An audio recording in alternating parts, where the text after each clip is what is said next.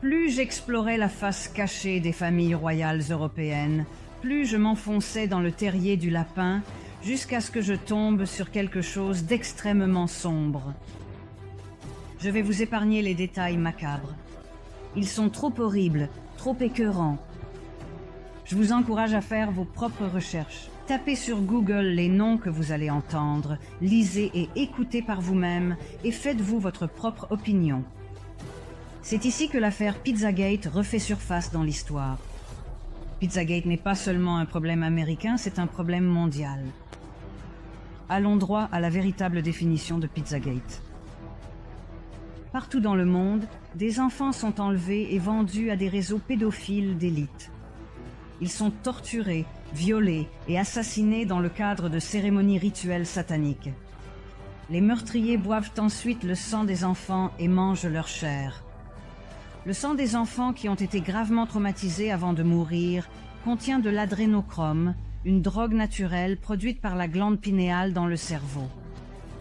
L'adrénochrome est la drogue la plus précieuse au monde. Le Dieu que ces personnes servent est Satan. Ce n'est pas un Dieu d'amour et de miséricorde. Que vous croyiez ou non à l'existence de Satan n'est pas pertinent. Eux, ils y croient.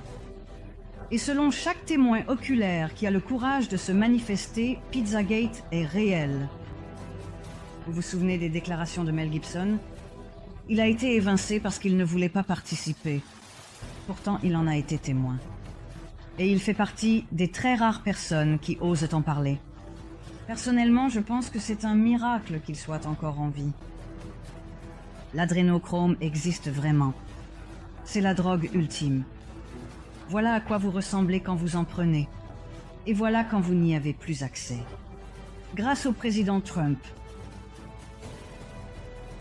il ne s'est pas écoulé autant de temps entre ces photos que vous pourriez le penser.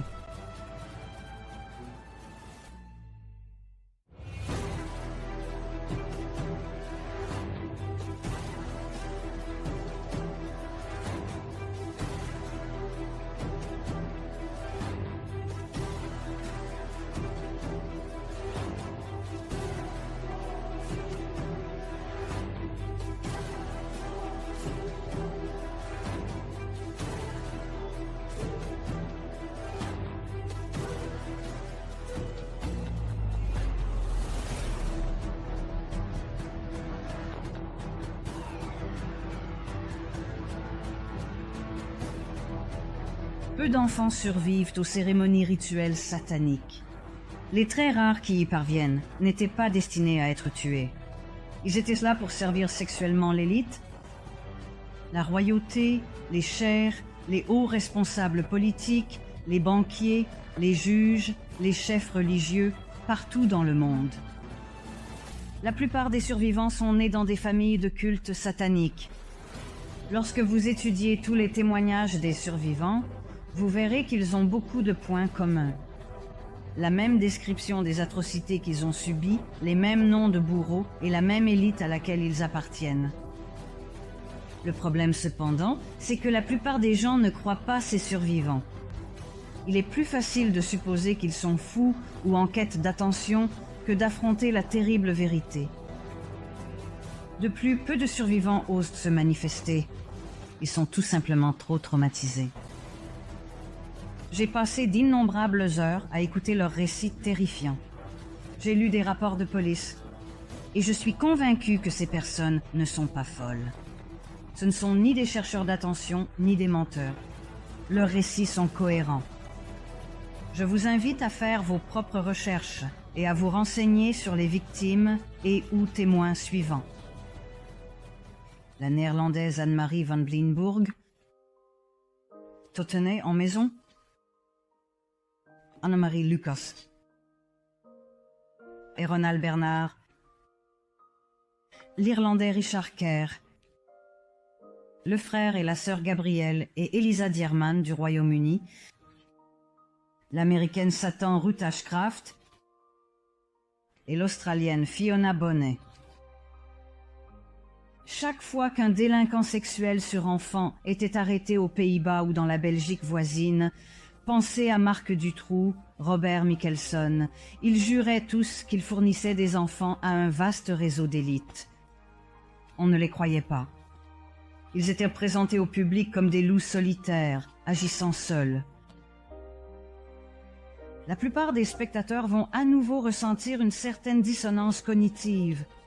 Mais bon, souvenez-vous quand les premiers rapports ont émergé concernant les abus sexuels de garçons et de filles par des prêtres et des religieuses catholiques?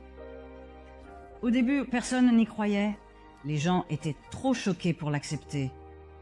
Mais aujourd'hui, tant d'années plus tard, c'est une chose connue de la plupart des gens.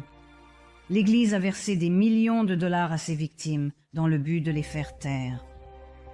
Nous avons maintenant les preuves. Nous avons des chiffres, des statistiques. Les gens se sont habitués à l'idée que des prêtres, des évêques et des cardinaux violent des enfants à grande échelle. Et si vous pensez que les papes se sont lavé les mains de toute innocence, vous allez avoir un sacré choc. Je me rends bien compte que les sacrifices d'enfants et de bébés dans des cultes sataniques vont encore plus loin que les abus sexuels. Mais je peux vous assurer que de plus en plus de victimes vont bientôt prendre la parole. Et petit à petit, les gens pourront surmonter leur dissonance cognitive. Ainsi, bientôt, nous pourrons sauver ces enfants. D'où viennent ces enfants? Comment se fait-il qu'ils puissent simplement disparaître sans laisser de traces, sans parents inquiets qui signalent leur disparition? Ils viennent des orphelinats, des foyers pour enfants, des centres de détention pour jeunes. Certains sont sans abri. Beaucoup sont des réfugiés fuyant la guerre. Ces enfants sont volés, vendus. Nous parlons ici du commerce qui connaît la croissance la plus rapide. Selon les survivants, non seulement les Néerlandais, mais aussi la famille royale britannique sont fortement impliqués dans toute cette affaire. Dans les années 1980, une grande controverse a éclaté lorsqu'il est devenu évident que le prince Charles était un ami très proche de Jimmy Savile, un pédophile notoire. Non seulement Charles, mais toute la famille royale adorait Savile, tout comme la première ministre Margaret Thatcher. Savile a été nommé par de nombreuses victimes et on disait qu'il était extrêmement violent et cruel. Il n'a jamais été poursuivi en justice et est mort en homme libre. Il y a ensuite l'étrange amitié étroite entre le prince Andrew et le pédophile condamné Jeffrey Epstein. Epstein retenait plusieurs jeunes femmes comme esclaves sexuelles, les proposant à ses amis de l'élite comme le prince Andrew.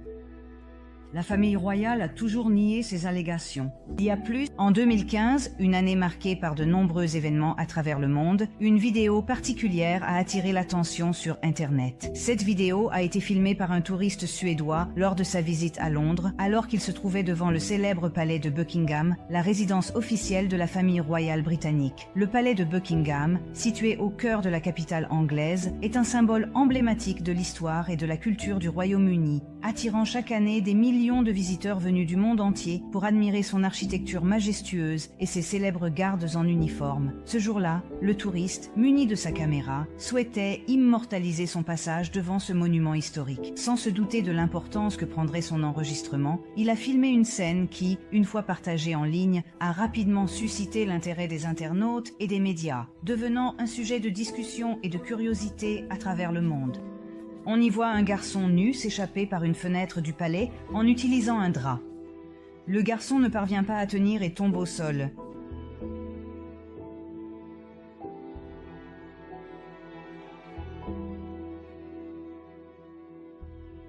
Les médias traditionnels ont tout fait pour discréditer la vidéo.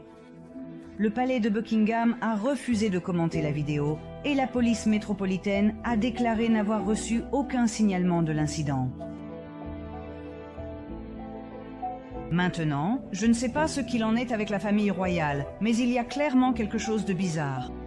Regardez la femme du prince William, Kate, juste après avoir accouché en 2018.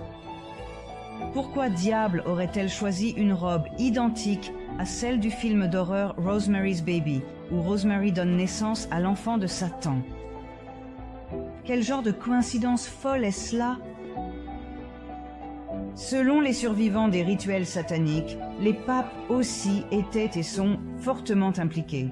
Le pape François, le pape Benoît, comme je l'ai dit, ils ne se lavent pas les mains dans l'innocence. Au contraire.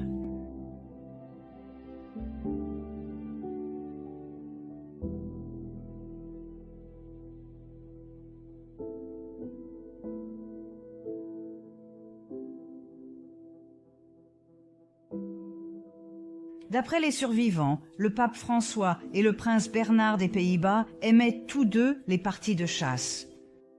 Encore une fois, je vous fais la grande faveur de vous épargner les détails écœurants, mais en résumé, voici ce qu'il en est. Les parties de chasse se déroulaient en secret dans des forêts, dont la plupart appartiennent à des domaines royaux dans plusieurs pays européens. Les participants, tous membres de l'élite satanique pédophile mentionnée précédemment, traquaient des enfants, les violaient, les tuaient, puis leur coupaient les organes génitaux comme trophée. En février 2013, l'ancien pape Benoît, Joseph Ratzinger, a été poursuivi et condamné par défaut pour crimes contre l'humanité par le Tribunal international pour les crimes de l'Église et de l'État. Les crimes de Ratzinger incluaient le trafic d'enfants et la protection de prêtres ayant violé des enfants. Est-ce pour cette raison qu'il a démissionné, alors qu'être pape est une nomination à vie? Petit détail intéressant, la foudre a frappé la basilique Saint-Pierre à 2 reprises, seulement quelques instants après sa démission. Le même verdict a été prononcé à l'encontre du pape François. Une accusation supplémentaire a été ajoutée, complicité de meurtre en Argentine. D'autres personnes également poursuivies et condamnées pour crimes contre l'humanité étaient la reine Elizabeth Windsor du Royaume-Uni et son mari, le prince Philippe, l'ancien Premier ministre canadien Harper, ainsi que 27 autres dignitaires. Reste à savoir si cela mènera à des arrestations, seul le temps le dira. Pour l'instant, le pape et la famille royale bénéficient tous deux de l'immunité. Le Tribunal international sur les crimes de l'Église et de l'État a mené une enquête approfondie sur l'affaire du viol, de la torture et du meurtre de 50 000 enfants autochtones au Canada. L'Église unie du Canada, l'Église anglicane et la famille royale britannique ont joué un rôle majeur dans cette affaire, tout comme la famille royale néerlandaise, qui s'est réfugiée au Canada pour échapper à la Seconde Guerre mondiale. Dès 1942, un journaliste d'investigation de la Gazette du Canada a étudié minutieusement l'affaire et est parvenu à la conclusion choquante que 50 000 enfants autochtones avaient disparu de 80 pensionnats indiens canadiens et que 31 charniers avaient été découverts dans l'enceinte de ces écoles contenant les restes d'enfants.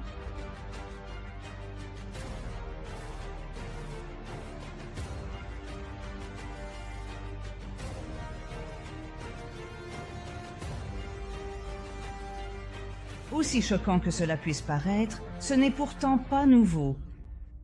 Régulièrement, des fosses communes d'enfants et de bébés sont découvertes, souvent à proximité de couvents. Dans certains cas, nous ne savons pas exactement ce qui s'est passé. Dans d'autres cas, nous le savons grâce aux preuves médico-légales et aux témoignages des survivants. Mel Gibson avait raison lorsqu'il disait que les cultes sataniques avec des sacrifices d'enfants ne sont pas nouveaux. Cela remonte très loin dans l'histoire. Depuis des milliers d'années, des enfants ont été assassinés pour satisfaire Satan, Lucifer, Baal, Moloch ou quel que soit le nom qu'on lui donne. J'ai moi-même trouvé de nombreuses peintures représentant des sacrifices d'enfants dans des églises catholiques au cours de mes recherches. Cela fait partie de l'histoire humaine, mais cela ne veut pas dire que c'est acceptable.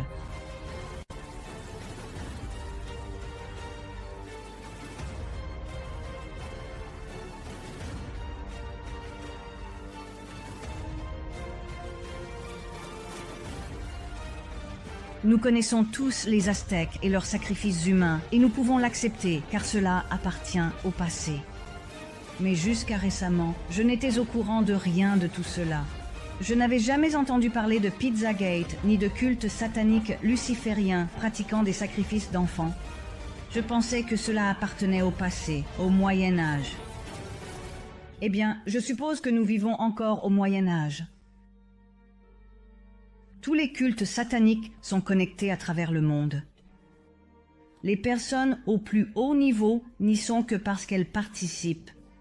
Et une fois que vous êtes dedans, c'est pour la vie, par le biais de chantage avec des photos et des vidéos prises en secret. Et certains n'ont même pas besoin de chantage. Ils se nourrissent simplement de la douleur et de la souffrance des autres. Certains noms ont déjà été révélés, d'autres suivront bientôt. Les gens seront profondément choqués lorsque cela sera révélé. Permettez-moi de vous donner un conseil. Lorsque la vidéo de Hillary Clinton et de sa bras droit Huma Abedin violant, torturant, mutilant et tuant une petite fille sera rendue publique, ne la regardez pas. Vous ne dormirez plus jamais.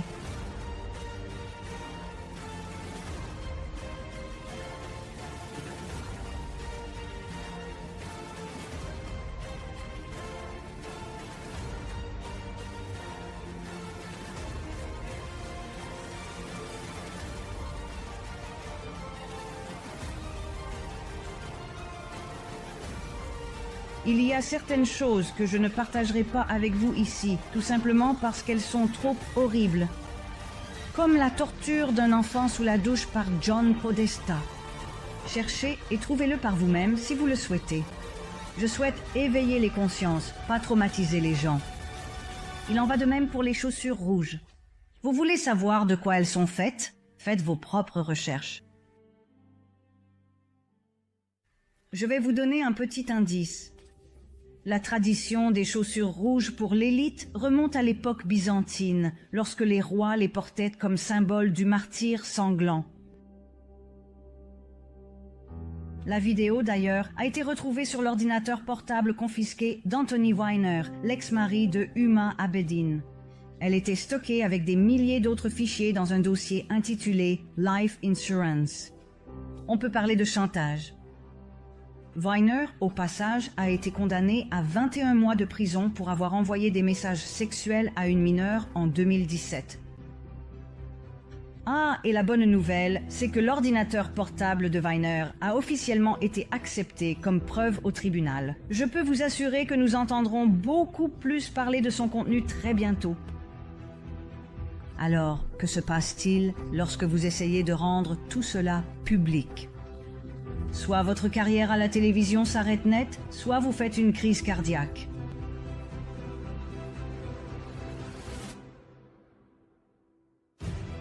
Ou bien votre avion s'écrase.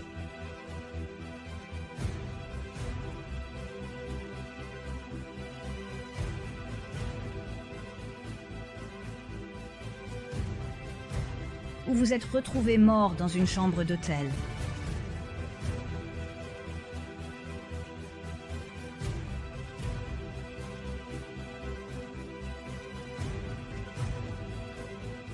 Ou on vous retrouve avec une balle dans le dos. Ou vous vous suicidez.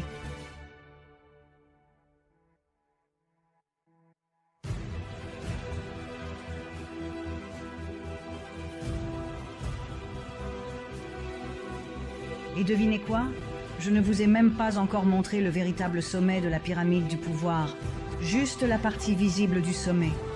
Pensiez-vous que les Rothschild, les Rockefeller, George Soros, les dirigeants gouvernementaux, même les familles royales, pensiez-vous qu'ils étaient le sommet du 1%? Ils ne le sont pas. Il existe un ordre très sombre au-dessus de tous, qui manipule tout le monde comme des marionnettes, même les rois et les reines. Avez-vous déjà entendu parler de l'ordre des Jésuites? Saviez-vous qu'il y a 3 papes au lieu d'un seul? Avez-vous entendu parler de l'agenda 21 et de sa suite, le programme de dépopulation? C'est tellement vaste que cela ne tient pas dans ce premier documentaire. Cela fera l'objet d'un film à part entière que je promets de vous présenter dans un avenir très proche. Ce que je souhaite vous offrir maintenant, c'est de l'espoir. Après toute cette misère, il est temps d'apporter un peu de lumière. Et la bonne nouvelle, c'est qu'il y en a beaucoup. Venez avec moi, enfin, découvrir les bonnes nouvelles dans les parties 9 et 10.